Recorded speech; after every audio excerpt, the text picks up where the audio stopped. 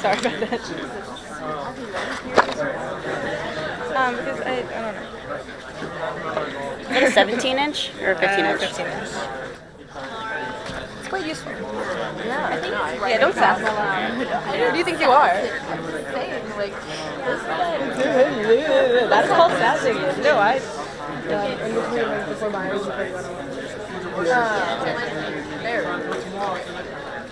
because I met Coffee. 241? Yeah. Tell me about it. I mean, you do the iJet presentation, and I'm looking around and I was like, I wish I had something to do. That's what I'm doing. All my homework, I just put on a Google Docs, and you can access it on anywhere. That makes sense.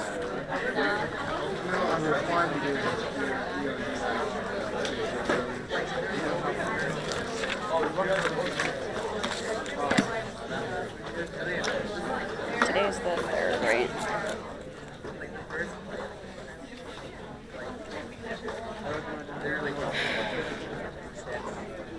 I don't know. Rushed in front of me. Huh? They rushed in front of me. I was standing there waiting for people. It doesn't pay to be a nice person. I'm just kidding. I can't even too nice.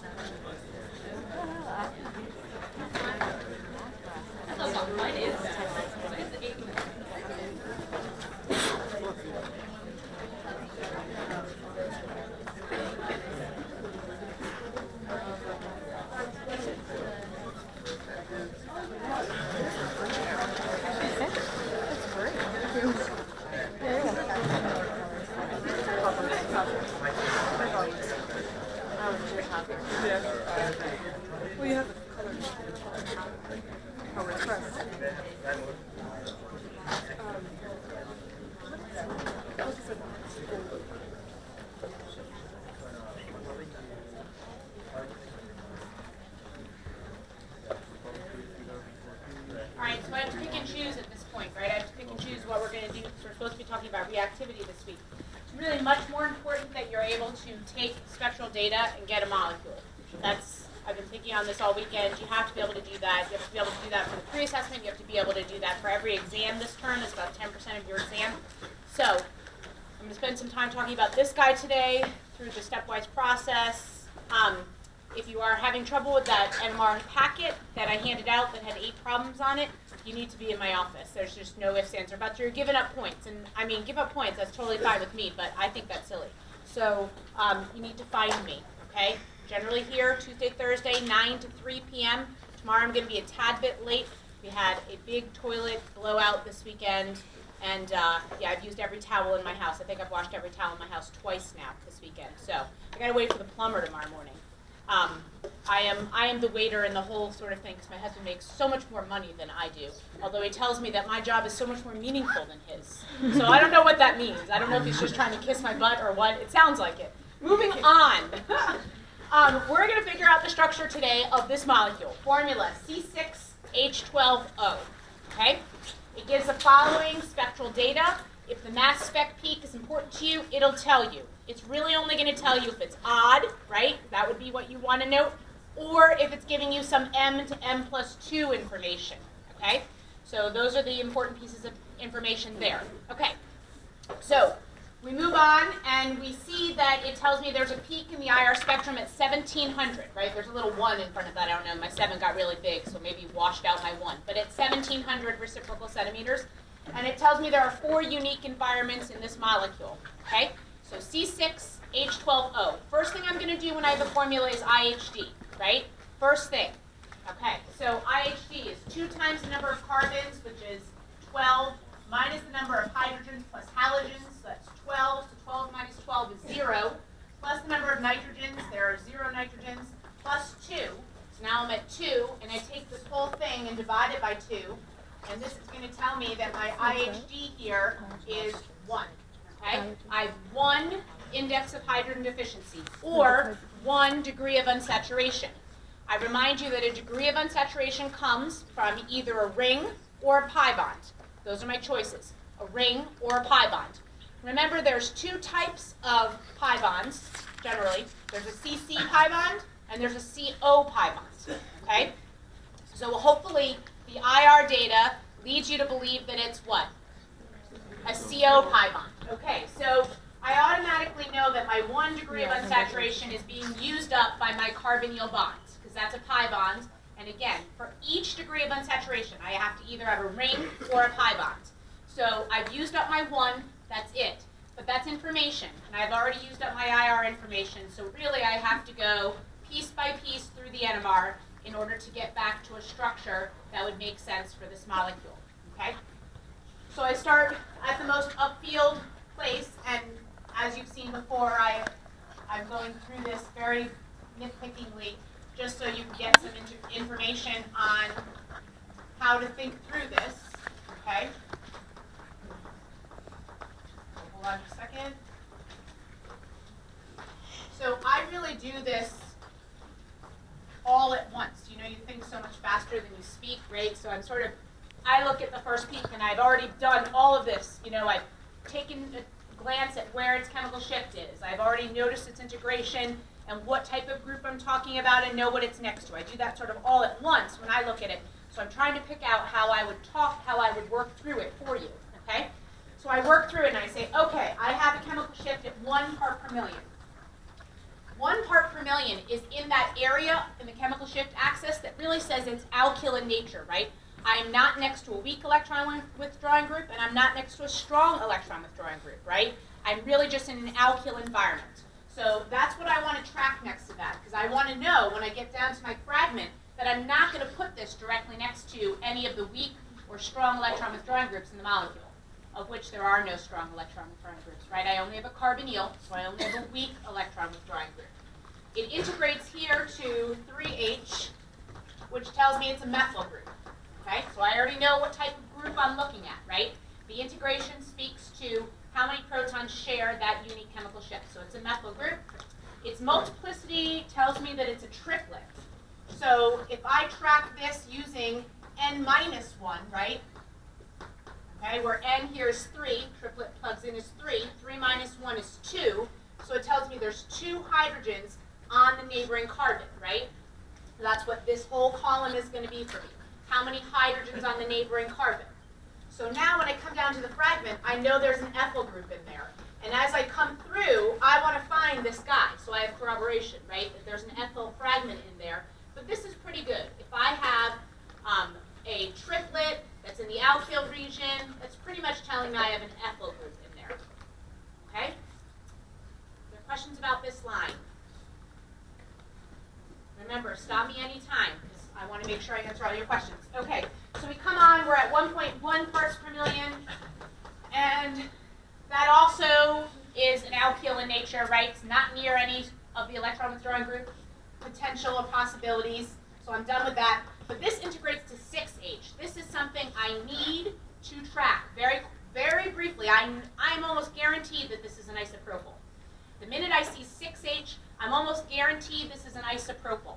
You all remember what an isopropyl is? Oh, I used to teach him, Brandon. That's nice. What is he GSFing for? Okay. He's not ours. I know he's not ours because I haven't seen him in about a semester. Okay, so I know it's an isopropyl here. Okay, this is an isopropyl group, right? 2CH3 is next to a CH. This is my symbolism for a main chain, just a parent chain. Okay, so these 6 hydrogens share the same environment because of the symmetry in that group. So this is almost, like I'm almost guaranteed here. So I come through and I'm thinking isopropyl. I'm hoping that this is a doublet. Oh, it is. So now I'm sure. This is telling me I have 1 hydrogen on the neighboring carbon, and I am looking at an isopropyl fragment where I am currently tracking on this line the chemical shifts of these underlying protons, all 6 of these. Now, I want corroboration on this CH, right? I'm looking for that now. So I sort of am scanning, like once I've made a guess at something earlier in the spectrum, I'm waiting to see what I think its partner is, because then that gives me, right? I'm like, yeah, all right, I'm going in the right direction here. So I come out now at 2.4 and 2.6. These are next to that electron withdrawing group, right? These are directly next to the carbonyl. I know that. So let's start with the one at 2.4 parts per million. That tells me definitely I'm next to that carbonyl. Whatever protons, they're on a carbon next to the carbonyl for sure. Okay? I only have one weak electron withdrawing group in here, so I don't have to take a guess. I know what it is. I did that thinking before I came into the problem. All right, so I continue down. It says that I am integrating to 2 hydrogens, which means I'm a CH2 group, right? I'm a methylene. That's what we're called, a methylene. It integrates to a quartet. That is 4, right? 4 peaks. 4 minus 1 is 3. That's 3H on the neighboring carbon. That's this guy right here, right? I am sure there's an ethyl group here, and now I can take what I knew before and expand it, right? So my guess is going to come over here. I know that the carbonyl is next to that CH2, and I know that CH2 is next to a CH3. Okay? So I've been able to expand my fragment, and I'm growing out my molecule as I think about this, as I think through this. Okay? So I come out to the last peak, and that's at 2.6, and it's 1H. Well, first we know it's next to the carbonyl. We already said that. It's a 1H. That's called a methine. It's a methine proton. And that methine is tracked as a multiplet. Okay?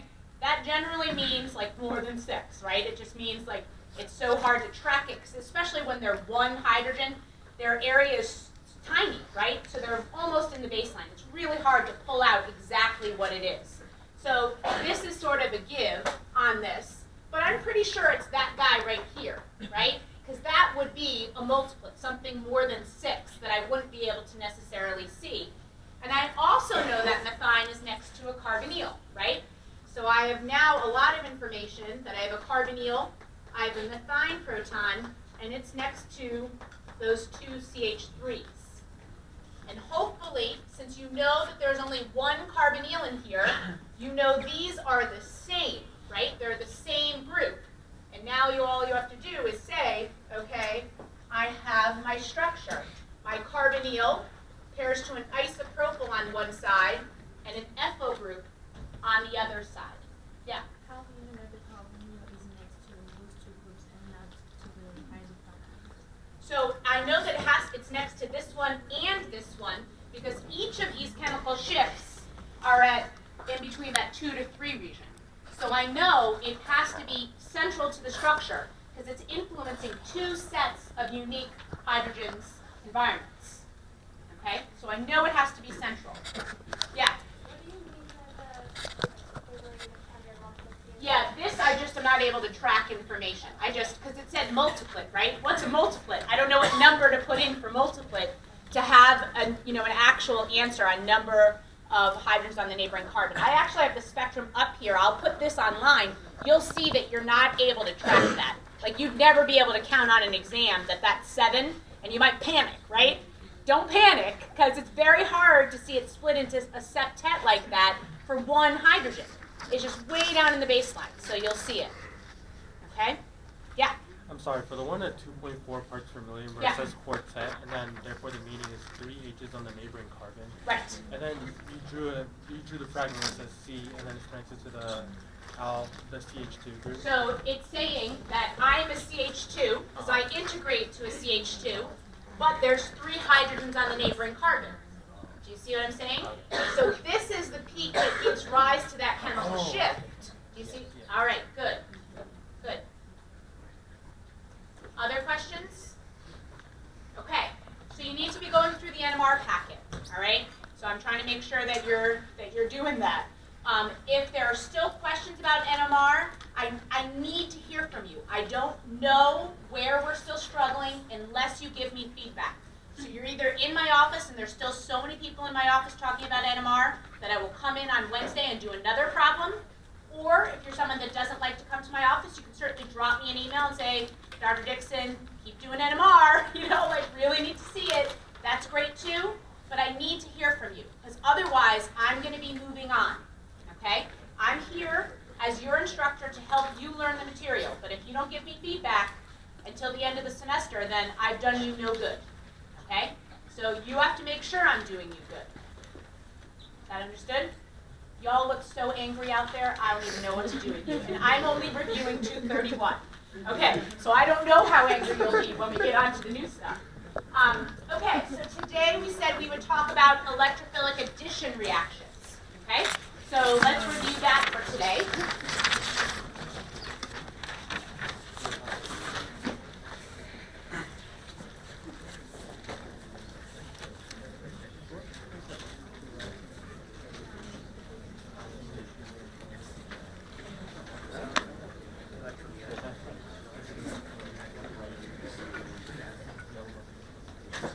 All right.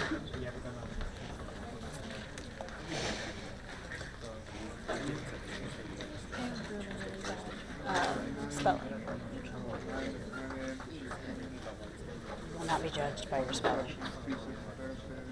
All right, let's just breeze really quickly through the EAR reaction that you all started with last semester just to make sure that we're all good. Okay, so if we did say this molecule right here, and I were to track this with, we're going to start real simple here, HCl, you should be able to work a mechanism, hands behind your back, you have eyes closed. You should be able to do this in like 10 seconds flat. You would show nucleophilic attack at an electrophilic center with corresponding loss of that bond back to Cl to create for you an intermediate. The intermediate that you should create is this one, right? Because it's the more stable intermediate. Okay? So you're always going to create the more stable intermediate. Stability here is tracked as primary carbocation or secondary carbocation. Hammond's postulate stated to you that the secondary carbocation was going to form both kinetically favored and thermodynamically favored over the primary carbocation. Okay? The secondary carbocation is more stable. We know that from hyperconjugation, and you know it's formed faster because things that are more stable will form much more quickly than things that are less stable. That's actually a very key concept that we'll use when we get onto dienes. So, again, things that form faster are the more stable components, okay? Especially for these endothermic reactions. You know that in this case there's a rearrangement. Please remember to look for rearrangements of carbocations that are true in nature, true carbocation in nature. There are 3 reactions that have true carbocations. HX is one of them, right? The other is H2OH+, which can be written as H3O+, H2OH+, or H2O and some innocuous acid like H2SO4, but not H2O and HCl, because HCl has Cl in there. That's not innocuous. It's a nucleophile, right? Not good. We're talking about innocuous acids, H2SO4 and H3PO4. Those are acids that do not create any potential nucleophiles in my flask. So you've seen them used again and again. So there are 3, if I break my alkene reactions here into a bunch of different types, there are 4 types. There's ones that proceed through carbocation intermediates. The carbocation intermediates are HX, right? HF does not work. Hopefully you remember. HF is a no-go. Okay? We had H3O+, which I just told you could be written as H2OH+, or H2O and some innocuous acid, but I'm going to just put it all together as H3O+. And you also had your alcohols that could be used the same way, right? An alcohol would create an ether. You did ROH and H2SO4, that created an ether linkage for you.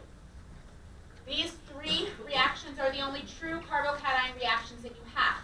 And these intermediates are the only ones that will rearrange. No other intermediate will rearrange that we'll be talking about or reminding you about here. So in this case, you see a rearrangement where you have a methyl shift. Remember, if you have a carbocation next to a quaternary center, the methyl shifts. If it's next to a tertiary center, a hydride shifts. Hopefully you remember that. So this is a methyl shift, and so I get now a carbocation that looks like this. And now my Cl- comes in here, and I have my addition reaction here. Okay? Everyone remember this reaction? We're good. Okay. So there was a bunch of other reactions that we talked about with alkenes. Okay? There was 2 potential mechanisms that have stereochemistry involved. What were they? What we we generally classify them as. I would say this is a mechanism that goes through a carbocation intermediate. There's one that is 4 letters and one that is 3 letters. 2 other categories. You want to play hangman? Anti and sin. There you go. Okay. No one ever really lets me get to the hangman part of it. Okay. All right. So anti and sin. All right. So of the anti and sin mechanisms that you should remember from last semester, one of them is X2 in some non-polar solvents, right?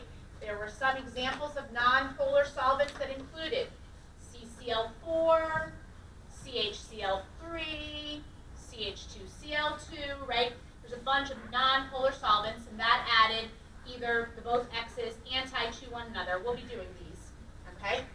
The other was X2 in a polar solvent, right? Like H2O was the common example, but you can also add them in an alcohol as a solvent, right? And that is X as the electrophile in the first step, and then that solvent as the nucleophile in subsequent steps, right? So there's this reaction, and then the last one was mercuric acetate, HgOAC2 in water. That could also be added with an alcohol, followed by the magic of NaBH4, right? So these are your anti-mechanisms that hopefully are ringing a bell from last term. There was a bunch of sin mechanisms from last term. They include H2 platinum. Remember, H2 can be replaced with D2. Deuterium reacts the same as hydrogen. It's just heavy hydrogen. So D2 would add 2 deuteriums instead of 2 hydrogens. And that's a trick question on Orgo 1 exams or Orgo 2 exams. It's not really a trick if I'm telling you it, right? But it is, I mean, it's considered a trick. You could create epoxides. I usually use peroxyacetic or peroxybenzoic acid. You learned MCPBA, right? That's in the Klein book, and you all love that Klein book. So go ahead, use MCPBA. That's totally fine, okay? But those are abbreviations for peroxy acids. Those create epoxides. That's a sin addition reaction as well. You should know how to create a diol. This creates now a diol for you. Okay, that's osmium tetraoxide, and there's one more. Oh yeah, the BH3. So you can also create an alcohol using BH3 followed by H2O2, OH minus, H2O. Okay, so those are your sin reactions from last term. Okay, and then you had some other, right? I was just tracking these as other reactions. The 2 that you're going to be held responsible are ozonolysis, followed by a reductive workup. I usually show a zinc mercury amalgam as a reductive workup. So these create ketones and aldehydes. Okay? And then there is a separate reaction, KMNO4. We usually do that in an oxidative workup. So we create carboxylic acids and ketones. Okay? You can certainly run ozonolysis in an oxidative workup and get the same thing as KMNO4 in an oxidative workup. You know, there's all sorts of different ways you can work these reactions up to get different products. But we use one with a reductive workup and one with an oxidative workup. Okay? So these are your reactions from last term that are alkene in nature. Does everyone remember all of these? Okay, great. So today, I'm going to talk about the alkene reactions as well, but today there is a door prize where I have put together all of the alkene and alkyne reactions together into one handout that you guys can pass around there. Ready? Here we go. I know this is like, woo! Oh yeah. This is like the Japanese restaurant, right? Ready? Yeah. Sure? Pass it down. Oh, yeah. Yes. Thank you. Okay. So this is sort of a door prize for you, and it will remind you of the reactions and what products you get. Okay, but you need to be able to recall these reactions. Okay. So the next step, right? When we were talking about these reactions, and you can see I've blown over the reactions pretty quickly. The next step was to use them in synthesis. So something like, how do I get these specific products? stereochemistry embedded, which was going back to this syn and anti concept. Okay, some reactions were syn, some were anti. Okay, so we're going to work through some of them. Before I work through them, we are going to start back at alkynes. Alkynes have only a very few reactions that you need to know. They are indicated on that sheet. But the alkynes have two important stereochemistries that result from the reaction, the differing reaction, of the alkyne with Lindlar's catalyst and lithium ammonia.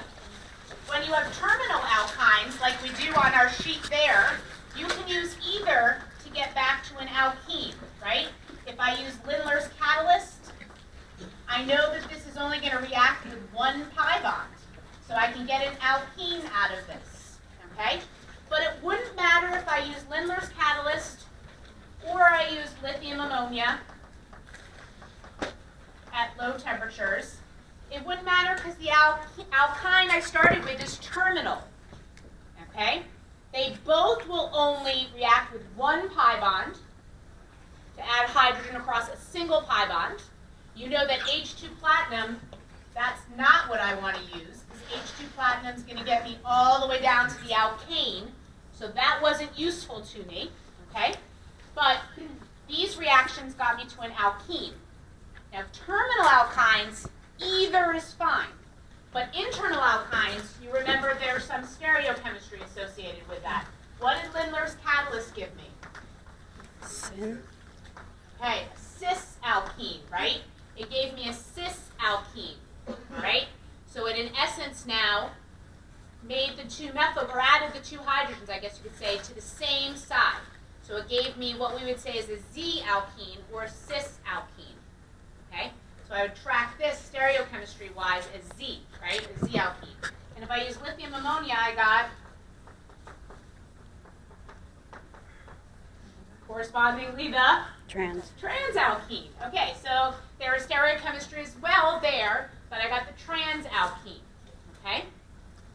All right, so this is the only stereochemistry that you were held responsible for from alkyne to alkene, or alkynes in general, right? Because there's no other stereochemistry that you need to know of where alkynes are concerned.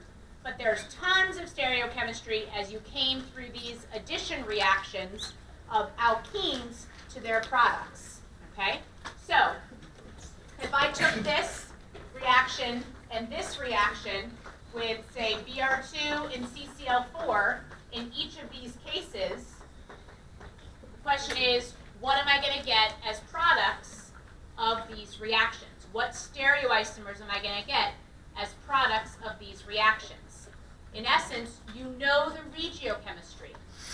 The regiochemistry only tracks what you're going to get, right? So if I just think through the problem first, I'm going to say, okay, the butane isn't going anywhere. The BRs are going to add one to each carbon. That was originally an sp2 carbon. That's just the regiochemistry of it.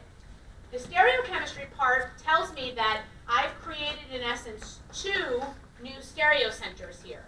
And creating two new stereocenters with knowledge that the reaction that I'm using, Br2 and CCl4, has some stereochemistry associated with it. It only can add the electrophile and nucleophile anti to one another. Means I'm going to limit the number of stereoisomers I can get. There are 4 stereoisomers in this stereoisomer family, right? There's RR, there's SS, there's SR, and there's RS. That's what probability dictates in each of these centers, asymmetric carbons that I've put an asterisk next to, can have 2 potential configurational assignments. One is R and one is S. So here are the 4 that probability dictates I would be able to get out. Now, if you remember, they come through as sets, okay? They come through as sets. So out of each alkene addition reaction, you can only get a single set. Those reactions we called stereoselective, right? While I could probability-wise get 4 stereoisomers, I only get 2 from this reaction, which means the reaction is stereoselective. It's selecting 2 out of a potential set of 4. Okay? They always come through as RRSS. That will always be a set of 2. And then SRRS. Remembering that this is the potential meso compound, right? So that means that you need to be looking for that, because this stereoisomer set, where you have opposite configurations, if you have the same substituents and opposite configurations, you have a meso compound, which means that while it belongs in a stereoisomer family, it has a distereomer, it doesn't have an enantiomer. What you might draw as its enantiomer will actually overlay with the original compound, and hence they are identical, right? A meso compound is considered achiral. It does not rotate plane polarized light. The anger is continuing. It's getting pretty angry. Okay, so this is the review portion of this, right? So the question is, what stereoisomers am I going to get from each of these reactions? If you remember your syn and anti, these are relatively easy to do. As I draw this out, and I'm going to keep my backbone the same, if I know that what I'm adding, the electrophile and the nucleophile needs to be anti, and I know in this case the electrophile is Br and the nucleophile is Br, okay? That's not true when I get to Br2 and H2O, right, or X2 and H2O. This case it is. I'm going to get the 2 Brs added anti to one another, okay? This is how we said anti, right? One was in a wedge and one was in a dash. That is one way to denote that they're pointing to opposite sides. The wedge points towards you, the dash points away. They're pointing to different sides of the carbon backbone, which is the plane of the board, and we're anti, so we're good. Now I can track this. I can either draw the other one, because I know, right, what it's going to be. I know that it's going to be, instead of a wedge dash, it's going to be a dash wedge, right? Because this is the only way for them to be anti. It's never going to be a wedge, right? Because the carbon backbone has to maintain cis or Z, right? Those 2 methyl groups have to stay on the same side. And when they stay on the same side, never ever the Br is going to add to the same side, right? That's out. So that's a no, all right? So in this case, then, I know that these are the only 2 that result, and you should be able to track what the stereochemistry is and tell me if it's RRSS or SRRS, okay? So we track stereochemistry by their configurational assignments. Configurational assignments are done by first identifying the priority of all the groups on the molecule, or on the asymmetric carbon. So I have a Br, forget there's a hydrogen back, a carbon that's brominated, a carbon that just has protons on it. Br is the highest atomic number, so it's tracked as 1. Hydrogen has the lowest atomic number, so it's tracked as 4th priority. This wing of the molecule, because of the Br on it, gets 2nd priority, okay? Remember, though, it's very, very decisive way. I would say this is a carbon, they're tied, right? This carbon has a Br, a carbon, and a hydrogen. I would say it has a Br, a carbon, and a hydrogen. Always, always, always from highest priority to lowest priority of what's attached, or you'll get yourself in trouble, okay? But this carbon has 3 hydrogens, and so as I do the war, I'm hydrogen to Br, Br definitely wins. So now this wing gets 2, and this methyl gets 3, and as I move 1 to 2 to 3, I'm going counterclockwise. The hydrogen is indeed back, which is the requirement when I make my configurational assignment. So this is S. Okay? If I do the same thing at the right stereocenter, you're going to need to flip that configurational assignment because the hydrogen is in the wedge. Remember, when your 4th priority group, which in this case is the hydrogen, is in the wedge, okay, you need to flip the assignment. The assignments are Br, 1, this carbon chain 2, this methyl group 3, that's R, but since the hydrogen is forward, it's S. It's the only time I get to flip the configurational assignments. If I'm very careful about assigning configurations in one stereocenter, I automatically know them in the other, right? because I flipped two groups here, so this has got to be R, and I swapped out the placement of two groups, the BR and the H, so this also has to be R. So this gives me the RRSS set. Yes? Does everyone understand what I mean by this? Okay? And this guy gives me, as I track this guy gives me an RS set, but this is actually a meso compound. There is only one compound, so you can, it's usually, instead of being tracked with stereochemistry, it's usually listed as meso 2,3-dibromobutane. So you know that it's RS. One center is R and one center is S. Okay? Everyone remember this? We're good with that? Yeah.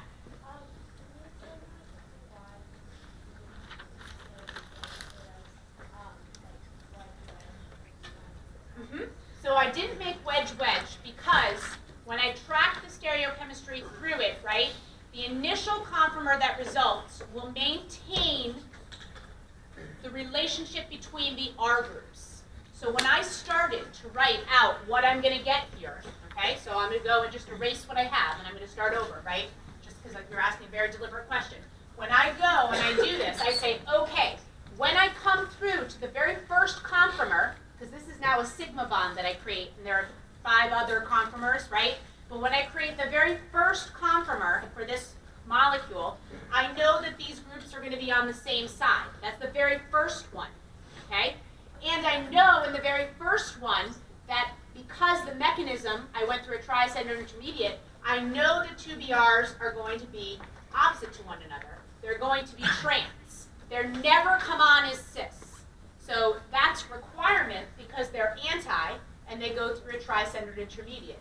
If you look at the tri-centered intermediate, right, you get something like this, where you have two BRs that come out, or a BR that comes on like this, and then BR minus comes in from the opposite side. There's the anti right there, because this side, all this side is blocked. It can never come in from the same side, okay? And that's why it has to be into a dash and not into a wedge. So the very first thing you do is to maintain your relationship between the two R groups, the alkyl groups that were on your original alkene, and then to embed what you know to be the stereochemistry. You need to know what the nucleophile and electrophile were. In this case, I know they're two BRs, and I need to know if they're anti, one wedge, one dash, and if they're syn, both wedges, both dashes. Okay? Remember that? Yeah? Yeah. Why would you not get the product that you got for the originally trans alkene, for the cis alkene? Because, okay, so if we did this mechanistically, you'd see you'd never, ever get that out of there, okay? If you follow through the mechanism, right, and I create first something, right, that maintained this with a tri-centered intermediate and did anti-attack, I would never, ever, ever get RRSS stereochemistry. Now, it requires that you see it, and I'm not going to go prove all of that today, but I do have a stereochemistry of reactions folder that I put into the 231 site. When we go through this, I'll dump that folder onto the 241 site. You can go right into that handout, and you can literally see, right, because it's all typed out, all those mechanisms are typed out, literally see how you're never going to get the other one, okay? I'm trying to be, like, absolutely emphatic. It's so true. It's so, so, so true, because you know, this whole pharmaceutical synthesis stuff is not a game. I mean, it's a serious business, right? Because you're dictated by how these reactions go. And you have to find ways around them if you need a different stereochemistry. There's no way that that can get done with this reaction. Yeah? Can you explain why it's meso again? So this guy is meso. The simplest way to say that is that both asymmetric carbons have the same substitutions. One is a configuration of R and one is a configuration of S. However, if you went through all 6 conformers, so you went through all 6 conformers, you eventually would land in a conformer that looks like this, depending on which way you rotated. You could rotate both carbons, but let's just say I could land at this. You actually went through and you did free rotation around the bond, you would land in a conformer like this. This is why it's meso. Everyone can see the mirror plane now. right, that rides through the center of that molecule.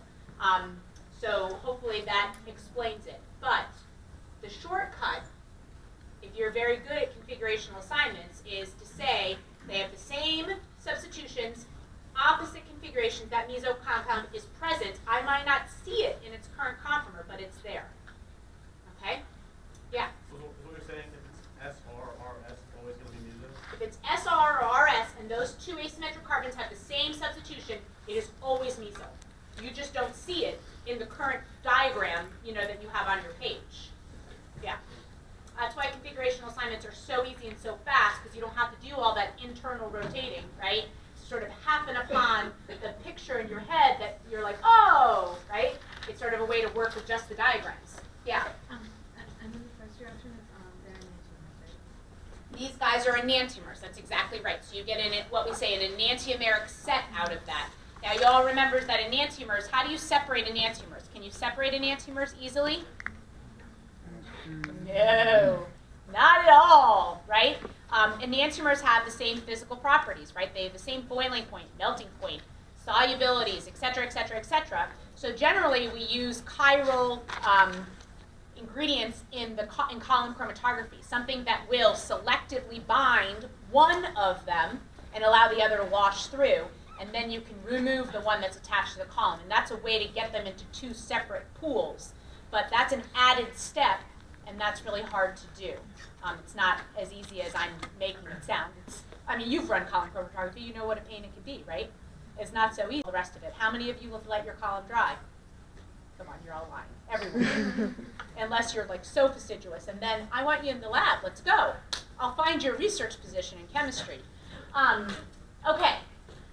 Let's try one that's just sort of blank. I'm going to give you an alkyne. I'm going to give you a couple starts, and you tell me where you're going to go. Actually, we can do it even as synthesis. How about this guy? Let's try...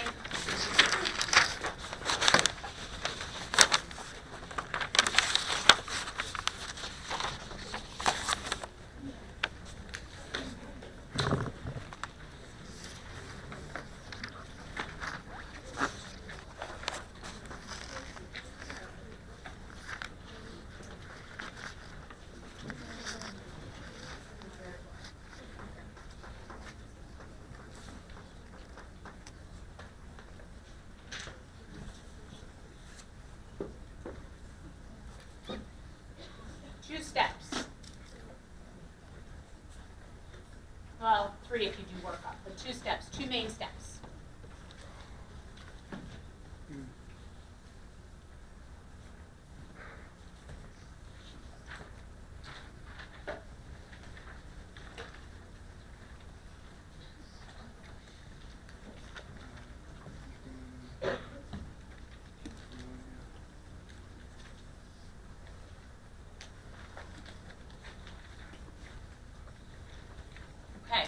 So part of what you want to do, especially, and this hopefully embedded tree will really help you, is to see that at current on our handout, there is only one way to get to a diol, and that's to use osmium tetraoxide. Okay, that's the only reaction that gives you a diol. You really need to really be thinking about these things. I see a diol, only one way to get a diol. I need an alkene, though, to get to that diol. You should all see there's no way to get directly from the alkyne to the diol, right? It doesn't exist. So I know that I have to go through an alkene, and once I go through the alkene, I need to use osmium tetraoxide. This is a guarantee, right? So that's the only way I know at current. Now, you might know that you can go and make an epoxide and open it. That's totally fine. That's a totally different story, though. Today, on your sheet, you see there's only osmium tetraoxide, right? So, yeah. But isn't that a synthesis? Ah, now that's a great question, and that's the trick. So again, this is not a trick if it's on your exam, because I'm telling you the trick right now, right? So this isn't really a trick. Let's just, because, you know, you all use the word trick differently. You know, I love the evaluations that say she's tricky. I tell you all the tricks, so I'm not really tricky. I'm just following through. I will always follow through, the guarantee. That's why my kids listen to me and don't listen to my husband. Now, how do I rectify that? Because you are totally right, okay? I remind you that every straight chain has 6 conformers. This is a conformer of the 6 that exist for this molecule. So what I need to do is rotate it around until I see them cis, which is the exact conformer that results. So I would do free rotation, right, which is just around the sigma bond here, right? I would rotate this sigma bond, and I would get to then something this way, right, that allows me to see the 2 that are on the same side. And you know what it shows me? It shows me the relationship of the R groups in the original alkene. They were Z on the same side, right? So this tells me I need a Z alkene in order to get to this stereoisomer because I thought through it the correct way, okay? So in order then, I would need to use Lindlar's catalyst. That gets me the Z alkene. I would need to follow through with osmium tetraoxide, and osmium tetraoxide does have a work up step, okay? Now, just a second. If you're someone who remembered your epoxide reactions, this would be a little bit different. But for right now, this is exactly what we have. The rotation that we drew, don't they both need to be dashed? I could rotate either way. I mean, I'm just showing a bond. I'm not necessarily saying I'm doing this side. I could have rotated this side too, right? Yeah. I mean, they're all the same. I know that seems kind of crazy, but it's true. But you'd still see that they're Z. I get what you're saying. I get what you're saying. Yeah. Okay. Yes? All right. So part of what you need to do when you're working through this is to recognize when you get to synthesis how to get to certain things. Okay? This is a trick stereochemistry-wise, okay? Let's just take a step back from stereochemistry, because there's only a few ways you're tested on stereochemistry, and think just how I'm going to do functional group interconversions. I'm going to throw out some functional group interconversions, and you're going to give me some feedback. I'm starting with an alkyne. Ready? Starting with an alkyne. How am I going to get to an alcohol? Is there a direct way to get from an alkyne to an alcohol? No. What do you always need to proceed through to get to an alcohol? Alkene. An alkene. Remember the differences in your regiochemistry of those reactions. BH3 is anti-Markovnikov, and mercuric acetate H2OH plus are Markovnikov additions. Okay? Be wary. All right. I want to get to a ketone or aldehyde. I want to get to a ketone or aldehyde. I'm starting from an alkyne. Alkene. What do I want to do? I can do hydroboration oxidation, or I can do DSB, right? Or I could, what's the other answer?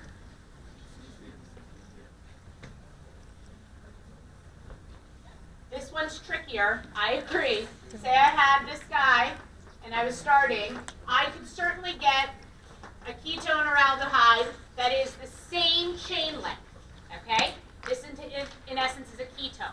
The same chain length. It wouldn't matter which reaction I use from an alkyne.